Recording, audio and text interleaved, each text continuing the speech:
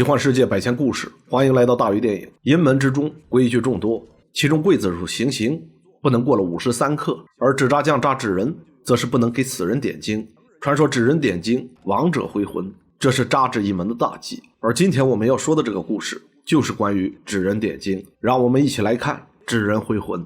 电闪雷鸣，大雨滂沱，小线报记者陆小生来到了诡异的百贵镇，打灯笼的老伯上前迎接。陆小生此行只为收集资料，让老伯将他直接带到乔府，可老伯却说3更半夜鬼魂容易找人附身，劝他不要前往。年轻人当然不会相信这些，尽管陆小生也听过20年前的传闻，纸人回魂，头七所灭，而老伯却说那根本不是传闻，而是他亲眼所见。20年前，乔府一个被点睛的纸人在3更半夜沾血附身，烧过之后出现一具人体尸骸。从此后，在乔府住过的人全都厄运缠身而死，乔府从此成了凶宅，无人再敢靠近。陆小生还是不听老伯劝阻，直接就进到乔府。作为民俗学者，陆小生也做了功课，传闻这乔府午夜3更纸人回魂，入者活不过3更。但他到底是头铁，只为探究真相。细雨迷迷，烛火攒动，突然钢笔掉到地上。回身之时，是谁？陆小生手持马灯打开了窗子，却见窗外，你们是谁？哪里来的这么多纸人？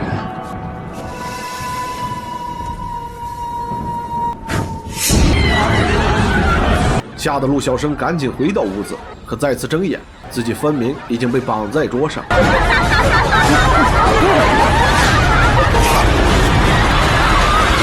再次惊醒之时，依然躺在床榻之上。原来是昨晚的老伯看到他晕倒在乔府，才将他带回自己家中。老伯劝小陆赶紧离开，小陆将收集的资料给了老伯，问老伯是否认识当年给乔府做纸扎的刘三。老伯说当年刘三不守规矩，给纸人点上眼睛，意外枉死的乔家大小姐出殡当晚，大小姐附身纸人，回魂索命。此后刘三就带着徒弟南商搬到了浮水镇。陆小生马不停蹄赶往浮水镇，走到桥头一打听，南商已经开了家连生纸扎铺。走进铺子，看到旁边画像，别动，哪儿来的这么不守规矩？陆小生开门见山说明来意，可是南商却根本不想接茬。陆小生继续追问，便拿出当年的报纸，质问南商，做纸扎铺的不该给纸人点眼睛吧？眼看着陆小生知道的还不少，南商便说起了20年前的这段往事。他们开纸扎铺有2大禁忌，一是不能给活人做纸人，二是不能给纸人点眼睛。而刘三却把2个禁忌都破了。那时的南商还小，正在刘三这里做学徒。一天，乔家大管家来到刘三这里，乔家大管家让他做个纸人。刘三看了照片吓了一跳，正是乔家的大小姐乔圆圆。孩子活得好好的，怎么能做纸人呢？乔家管家让他只管做事，莫问其他。说罢给出了丰厚的赏金，并且警告刘三要是不做就取他性命。在威逼利诱之下，刘三还是做了纸人。乔大小姐的纸人做好以后，刘三对着他祷告，冤有头债有主，切莫怪罪到他刘三身上。正给纸人归整衣服，突然之间阴风四起，回头看时，而纸人突然不见。我做的纸人哪去了？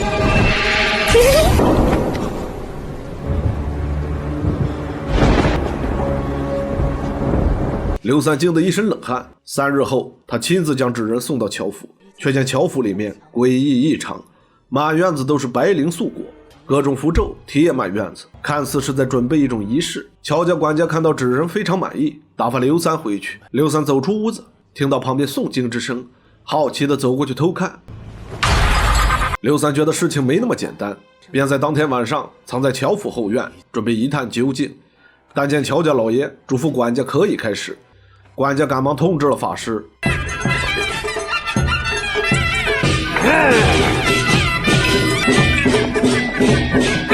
乔家小姐被绑中央，法师拿刀开始做法。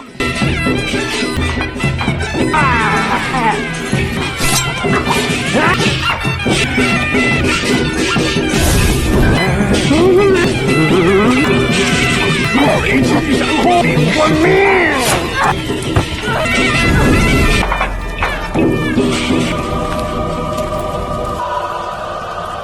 救我！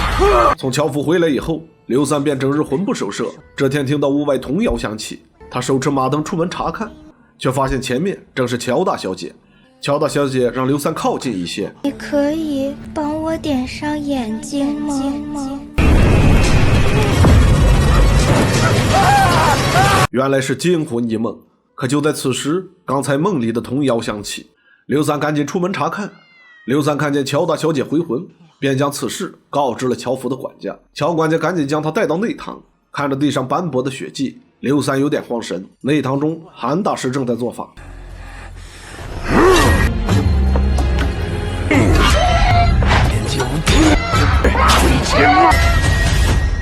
管家告诉刘三，他身上肯定沾了不干净的东西，下午出殡的时候一起去，让韩大师给他驱邪。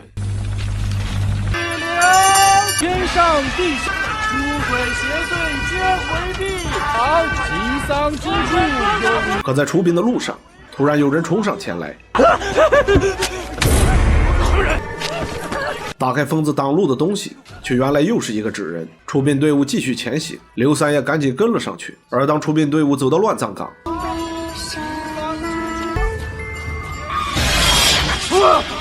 乔大小姐，这哪有人？回来了，刘三！熟悉的童谣声音再次传来，刘三被吓了个半死。他认定是因为自己触犯了禁忌，所以才接连撞邪。他在乱葬岗中来回乱窜，却直接迷了路，不断原地绕圈子。而此时看到眼前有人，带我出去！你要去哪儿？这下子刘三更害怕，眼看遇到了鬼打墙，便想起童子尿驱邪，便直接撒了泡尿。可周围的纸人却越聚越多，刘三没命的跑，纸人不断的追，最终他被纸人围在了中央。熟悉的童谣响起，乔大小姐的纸人出现。你可以帮我点上眼睛吗？刘三突然醒来，正在乱葬岗上，旁边则是一具被点睛的纸人。回到镇上，乔家老爷乔安已经死了，传闻是纸人回魂将他杀死，而韩大师也吊死在树林。刘三赶紧带着南商离开，从此便来到了这浮水镇，为的就是离开当年的这些鬼魂。陆小生却坦言，人死如灯灭，这鬼基本都是编造出来的。他难以相信如此离奇的事情。而后他看着旁边的一幅画，南商解释，画中女子是刘三的一位故人，早已不在人世。而陆小生看着画上的印，说起了陈国生。陈国生是百贵镇的疯子，20年前他也曾为纸人杀了人。而南商故事中出殡拦路的就是陈国生，南商却说陈国生根本不是疯子，他也是刘三生前的好友。陈国生战场受伤，回到了百贵镇，这也在父老乡亲见证下，陈国生正在举办婚礼。但见他手扶新娘进行拜天地仪式，但是新娘僵直的身体却显得如此诡异。有小孩问新娘是谁，陈国生却说是何小莲，而何小莲是乔安的老婆，而且3年前已死。但见陈国生掀开盖头，乡亲父老吓得一哄而散，只剩下陈国生痴傻地守着妻子。而后竟解开纸人衣服，与纸人共寝一室。阿生的行为也被众人嘲笑，甚至连小孩子都来欺负他。只有刘三仍拿阿生当朋友。刘三想接阿生去自己的纸扎铺住，可是陈国生却坚持自己已经成家，不想去刘三那里。刘三为宽慰阿生，便拿出纸扎蒙古书，上面记载着回魂之法。没想到阿生信以为真，夜半子时，屋内东南挂上镜子，将小莲衣服压在碗底，结合小莲生辰八字、面粉大米，从院门撒向屋门。3天内筷子能立在碗中，那么小莲就是回魂成功。小莲，回来吧。小莲，回来吧。可是筷子一直没有立住，在陈国生不断努力下，阿生再次点燃蜡烛，纸人却已不知去向。此时小莲的声音传来，屋内灯火依次点亮，却见小莲站在当院之中。陈国生上前抚摸小莲，真的是他的小莲回来了。陈国生痛哭流涕，自己心爱之人终于回来了。小莲坐在对面，神情木讷，而陈国生则想起10年前二人的初次相识，两人以诗歌传情，此下定下终身。夜半，陈国生醒来，突然不见小莲。此时突然来到战场之上，周围炮火满天，阿生拿着弹药箱，腿部却被炸伤。在此惊醒之时，小莲却依旧躺在床上。原来阿生当年上战场之前，乔安看上何小莲，便派出人马强取豪夺。小莲被乔安抢走以后，先后生下了乔媛媛和乔童。阿生则被抓了壮丁去了战场。阿生每日和何小莲相伴。刘三来到阿生家里，才发现阿生依然和纸人在一起。刘三当时就要毁掉纸人，想让阿生回归正常人生活。可陈国生却已经被迷了心智，依然把纸人看成了何小莲。阿生直接拿出剪刀威逼刘三，不让刘三触碰纸人。无奈之下，刘三只能离开。而阿生推着何小莲出门，却恰好碰到了乔大小姐出殡。他随手拿着白绫幡讽刺乔安当年棒打鸳鸯，而后拉开棺材，紧接着便被乔家的人拉到一旁，直接暴打一顿，而且还将何小莲扔到地上。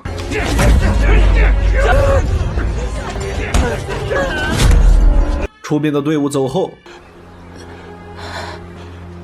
这回什么来不及？何小莲告知阿生，如有来生，二人一定再续前缘。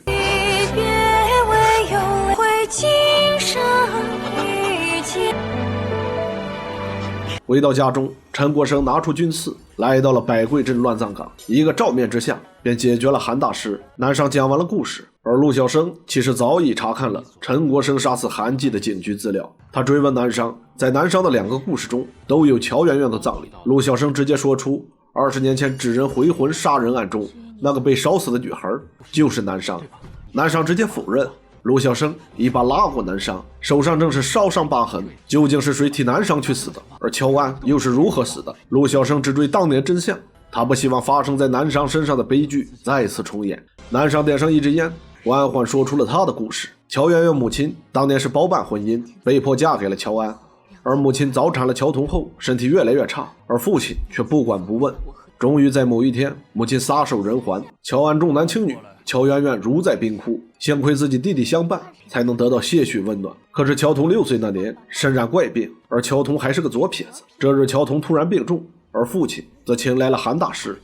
眼见1个月过去，乔童的病还不见好，乔安已经是火冒三丈，而韩大师则说自己占过一卦，卦象显示乔媛媛是天上灾星转世，他先是克母，再是房地，要救乔童只有一个办法。而后乔安便找到乔媛媛，告诉乔媛媛只有一个办法能救他弟弟。乔媛媛却表示只要能救弟弟，他什么都愿意。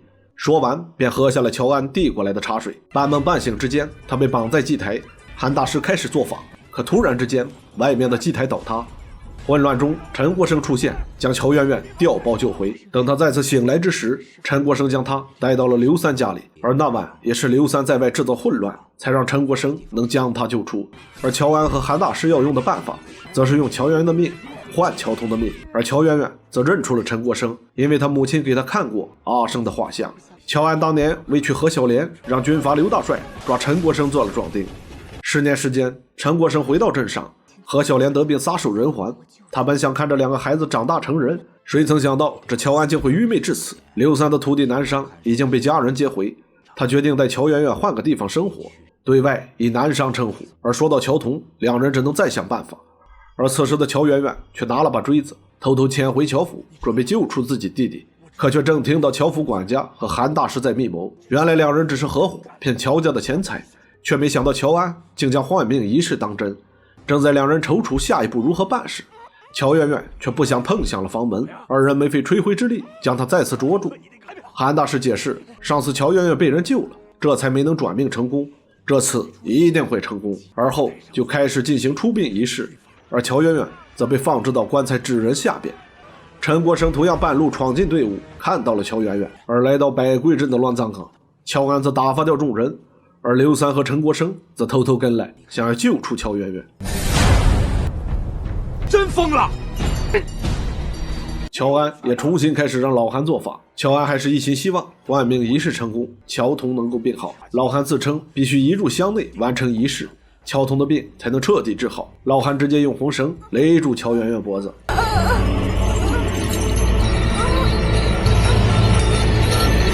陈国生直接奔向乔安，而后2人合力对付老韩。老韩让乔安赶紧戴上面具，时间就快到了，赶紧完成仪式。乔安说着就来勒自己的女儿，没想到却被乔媛媛一锥子搞死。老韩一看赶紧求饶，说自己是被乔安给逼的，而且他已经通知了警察，1个时辰后就会赶来。而为了乔圆圆能够活下去，陈国生让刘三赶紧带走他，如果乔家人知道他还活着，一定不会善罢甘休。接着陈国生拔出军刺，直接结果了贾大师老韩，他决定留下来作为杀人凶手，承担现场发生的一切。从那以后，刘三带着乔圆圆，也就是现在的南商，来到了浮水镇生活。为了掩盖当年的秘密，刘三则编造了前面的2个故事，而南商对陈国生也充满了愧疚。陆小生则再次提出质疑，那么乔圆圆被绑，怎么会那么容易把锥子拔出？而且根据他调查的资料，那锥子是从后边插入，这与南商所说刚好相反。南商直接掏出手枪，让陆小生别再纠缠。陆小生则断言陈国生甘愿入狱，刘三背井离乡，而乔圆圆隐姓埋名，都是为了保护一个人。陆小生此时则讲出了自己知道的一个故事。乔童被警察带到医院后，百贵镇的警长赵全看护着他。乔童告诉警长赵全，自己一直在做噩梦，而这些噩梦实际上是被韩大师灌下安静药后乔童不时醒来时的场景。而为了救自己姐姐，也是乔童拿起地上锥子直接插进了乔安的身体。乔圆圆顿时愤怒，怒吼陆小生胡说八道。陆小生轻松起身，拿了墙上的一盏风筝离开。当年为了年幼的乔童能够开心的生活下去，刘三决定隐瞒真相，并将乔童放到了医院门口。而后他将一切真相写信告诉了百贵镇的警长赵全，告知警长可以随时将真相说出。而赵全看着年幼的乔童，最终也将真相暂时隐瞒，告诉手下以悬案结束了当年的案件。而后在陆小生再次来到百贵镇时，便将当年真相交给了陆小生。而乔圆圆看到报上的字迹，突然意识到这个所谓的陆小生正是自己的亲弟弟乔童。